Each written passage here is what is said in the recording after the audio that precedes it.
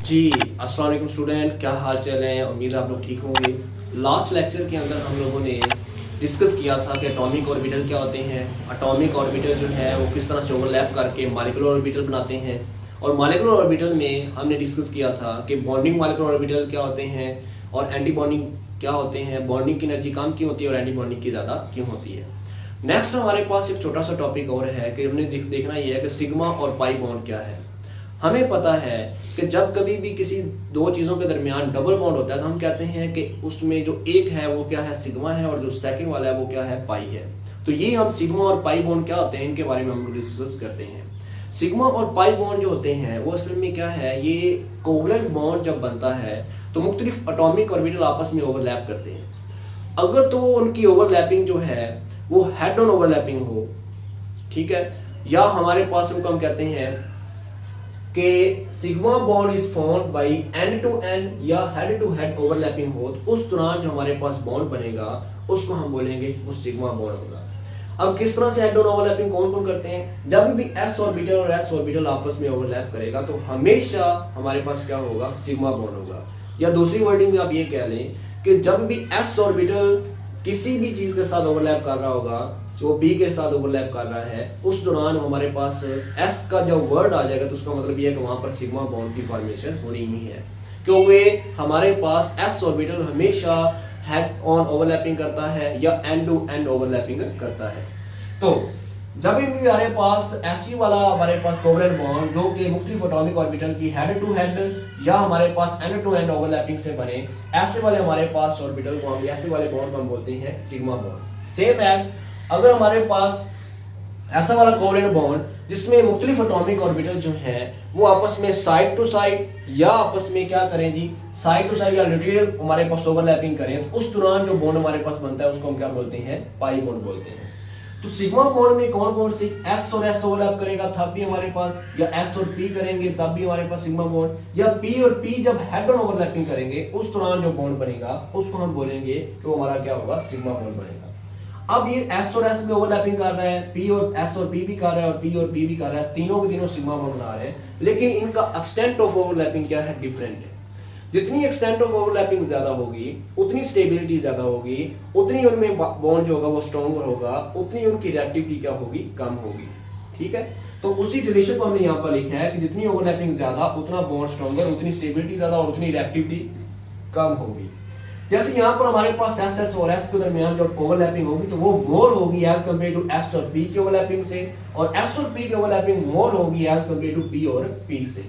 ठीक है जी। उसके बाद अगर हम यहाँ पर डिस्कस करें तो हमारे पास क्या है, यहाँ पर ये लिखा है extent of overlapping in sigma bond जो होती है वो मोर होती है, और सिग्मा बॉन्ड जो होते हैं वो can be present alone. Sigma bond जो होता है वो प्रेजेंट अलोन, मतलब कि जब भी हमारे पास किसी भी चीज के दरमियान पहला बॉन्ड जो बनना है, जैसे कार्बन और कार्बन के दरमियान बने या किसी भी चीज के दरमियान बने, जैसे ऑक्सीजन और ऑक्सीजन के दरमियान बन जाए, तो वो हमेशा क्या होगा, सिग्मा बॉन्ड ही होगा। ठीक है, या हाइड्रोजन और हाइड्रोजन के दरमियान बन रहा है तो ये अलोन प्रेजेंट कर सकता है, लेकिन अगर पाई बॉन्ड बनना है तो उसके लिए पहले लाजमी होगा कि सिग्मा बॉन्ड बने, उसके बाद क्या बने जी, पाई बॉन्ड बने। इसको हम एग्जांपल से आगे मैं आपको समझाऊंगा।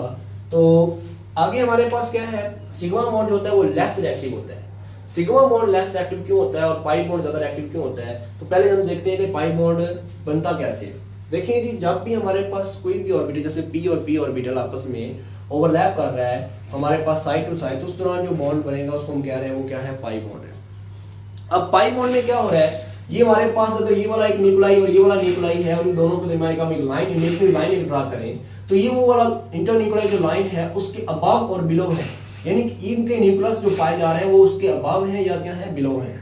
दूसरा, यहाँ पर अगर हम आए तो यहाँ पर हमारे पास ये लाइन अगर मैं ड्रा करूं यहाँ पर, तो इनके जो इलेक्ट्रॉन आ रहे हैं जो ओवरलैपिंग कर रहे हैं वो क्या है, इस लाइन के बिल्कुल बिटवीन आ रहे हैं। इसका मतलब यहाँ पर इस न्यूक्लियस की और इस न्यूक्लियस की इन इलेक्ट्रॉन पर अट्रैक्शन क्या होगी, ज्यादा होगी एज कंपेयर टू कि वो यहाँ पर क्या करें, अबव और बिलो क्या करेंगी, वो एग्जिस्ट करें। इसलिए सिग्मा बॉन्ड के जो इलेक्ट्रॉन होते हैं वो मोर स्ट्रांगली अट्रैक्टेड होते हैं, जिसकी वजह से ये बॉन्ड ज्यादा स्ट्रांगर होता है और ये बॉन्ड क्या होता है, वीकर होता है। वही हमने देखा था, रीजन इलेक्ट्रॉन शेयरिंग जो है वो अबव और बिलो करते हैं, इसलिए यहाँ पर क्या होता है, ये वाला वीकर बॉन्ड होता है। उसके बाद अगर हम देखें, it is formed by the overlapping of P P orbital. P orbital से होता है, लेकिन ये एस और पी भी एस की और पी भी करते हैं, तो अभी हमारे पास यही बनता है। The extent of overlapping orbital in pi bond is less, it is weaker. इनमें जो एक्सटेंट ऑफ ओवरलैपिंग होती है वो लेस होती है एज कंपेयर टू एस से, इस वजह से ये वीकर होते हैं और ये वाले क्या होते हैं, स्ट्रॉन्गर होते हैं। अब pi bond is always formed by the addition of sigma bond, पहले सिग्मा बॉन्ड बनेगा, बाद में क्या बनेगा, पाई बॉन्ड बनेगा। A sigma bond is more reactive, sorry a pi bond is more reactive, pi bond is more reactive का मतलब क्या है कि हमारे पास इसमें जो इलेक्ट्रॉन्स होते हैं उनके ऊपर न्यूक्लियस की अट्रैक्शन कम होने की वजह से ये ज़्यादा एक्सपोज हुए होते हैं, यानी कि ये ज़्यादा अया हुए होते हैं। कोई भी चीज़ इलेक्ट्रोफाइल आता है उन इलेक्ट्रॉन के साथ रिएक्ट कर लेते हैं, यानी कि ये ज़्यादा इस वजह से रिएक्टिव होते हैं।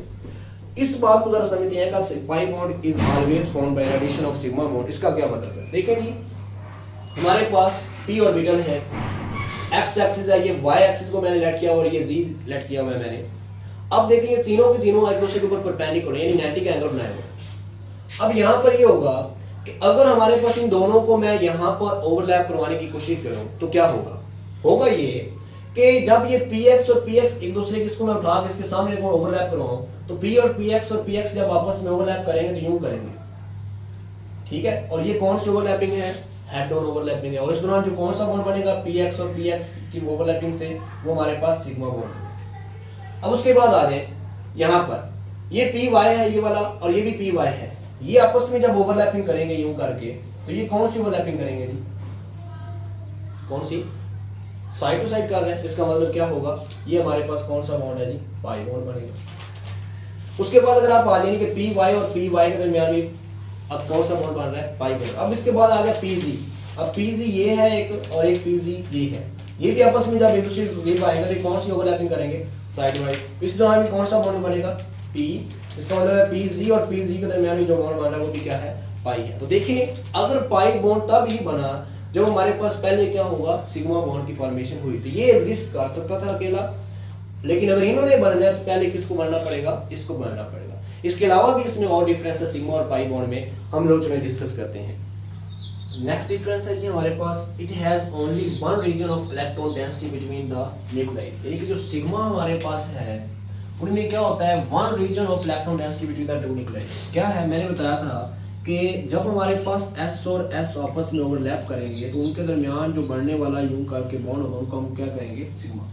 अब इसमें ये वाला जो हमारे पास हम लाइन ना ड्रा करें इंटरन्यूक्लियर, ये वाला सिर्फ एक ही रीजन है बिटवीन द टू न्यूक्लियाई। तो इसी बात को समझा रहा है। तो यहाँ पर अगर हम देखें तो P और P की बात अगर हम करें तो इसमें क्या था, जब ये ओवरलैप कर रहे थे तो two region of electron density थी, it has two region of electron density above and below the line.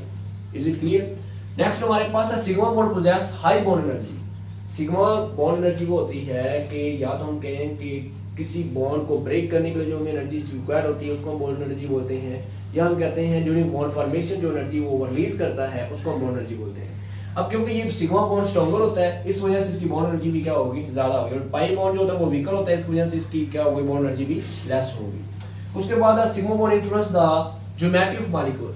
Sigma और पाई में अगर हमें ज्योमेट्री बतानी हो कि किसी चीज की ज्योमेट्री कितनी है तो वो हमें, जैसे फॉर एग्जांपल कि हमारे पास SO3 है तो SO3 में हमारे पास इसके स्ट्रक्चर क्यों करके बनते हैं, तो अब इसमें हम सिग्मा बॉन्ड को सिर्फ काउंट करेंगे, वही हमें बताएगा इसकी ज्योमेट्री क्या है। तो 1 2 और 3 है, इसका मतलब है इसकी जो ज्योमेट्री है वो क्या है, ट्राइगोनल है हमारे पास। इसको हम लोग इस तरह हम रिप्रेजेंट करते हैं। इसको हम ऑर्बिटल हाइब्रिडाइजेशन के अंदर मजीद डिटेल से बात करेंगे। तो उसके बाद है जी कि पाई बॉन्ड का ज्योमेट्री के साथ कोई रिलेशन नहीं है। जो पाई बॉन्ड में हम लोग ये नहीं कहते, पाई बॉन्ड को हम काउंट ही नहीं करते ज्योमेट्री को बताने के लिए। उसके बाद है compounds containing a sigma bond को सब्स्टिट्यूशन रिएक्शन। जो भी हमारे पास सिग्मा बॉन्ड वाले जो हमारे पास कंपाउंड होते हैं वो सब्स्टिट्यूशन रिएक्शन देते हैं। फॉर एग्जांपल जब हम लोग CH4 का रिएक्शन करवाते हैं किसके साथ, Cl2 के साथ in the presence of sunlight, तो क्या होता है, यहाँ से एक Cl और यहाँ से एक H यहाँ से रिप्लेस हो जाता है। H और Cl आपस में रिएक्ट करके HCl बना देते हैं और इस H की जगह पर ये C वाला L वाला आ जाता है और ये मिथाइल क्लोराइड हमारे पास क्या हो जाता है, फॉर्म हो जाता है। इनको हम बोलते हैं सब्स्टिट्यूशन रिएक्शन, कि किसी एक हाइड्रोजन का वहां से जाना और किसी दूसरे एटम का वहां पर आना, ऐसे वाले रिएक्शन को हम बोलते हैं सब्स्टिट्यूशन रिएक्शन। लेकिन जो हमारे पास पाई बॉन्ड वाले होते हैं, डबल बॉन्ड वाले या हमारे पास ट्रिपल पाई बॉन्ड वाले, वो एडिशन रिएक्शन देते हैं। लाइक CH2 था तो इसमें जब हमने ऐड किया, हमने हाइड्रोजन के साथ रिएक्शन करवाया तो वो क्या जाता है, ये एडिशन होती है, यानी कि यहाँ से कोई बॉन्ड ब्रेक हो जाता है पाई बॉन्ड वाला और ये बन जाता है CH3 और CH3, यानी कि एडिशन होगी, एक हाइड्रोजन इसके पास आ गया और एक हाइड्रोजन इसके पास आ गया। इस तरह जो सिग्मा इलेक्ट्रॉन होते हैं वो लोकलाइज्ड होते हैं। लोकलाइज्ड मतलब वो फिक्स्ड होते हैं, यानी अपनी पोजीशन पर वो क्या होते हैं, वो फिक्स, वो किसी दूसरी जगह मूव नहीं कर सकते। उसकी रीजन ये है कि सिग्मा जो इलेक्ट्रॉन्स होते हैं it is are present between the internuclear, जो लाइन के दोनों के न्यूक्लियस है उनके दरमियान में मौजूद है, तो हर एक इलेक्ट्रॉन को इसका न्यूक्लियस भी अटैक कर रहा है और इसका न्यूक्लियस भी अटैक कर रहा है, जिसकी वजह से ये कहीं और मूव नहीं कर सकते। इस वजह से हम कहते हैं ये लोकलाइज होते हैं। पाई बॉन्ड में क्या होता है, पाई बॉन्ड में जो इलेक्ट्रॉन अबव और बिलो होते हैं, जिसकी वजह से वो इलेक्ट्रॉन जो होते हैं वो किसी भी जगह पर क्या कर सकते हैं, मूव कर सकते हैं, लोकलाइज कर सकते हैं। लाइक इसकी एग्जांपल अगर हम एक समझें, इसको बेंजीन में समझे तो हम कहते हैं double bond, single bond, double bond, और इसको हम इस तरह से रिप्रेजेंट करते हैं कि ये वाला हमारे पास यूं करके, तो रिप्रेजेंट द ये वाला जो पाई इलेक्ट्रॉन है वो क्या कर रहे हैं, लगातार डीलोकलाइज कर रहे हैं, यानी कि अपनी जगह पर वो कैम नहीं है, वो लोकल नहीं है एक ही जगह पर, बल्कि वो क्या कर रहे हैं, डीलोकलाइज कर रहे हैं। तो ये था जी basic difference between sigma and pi bond. Hope so कि आपको समझ आ गया होगा सिग्मा बॉन्ड क्या होते हैं और पाई बॉन्ड क्या होते हैं।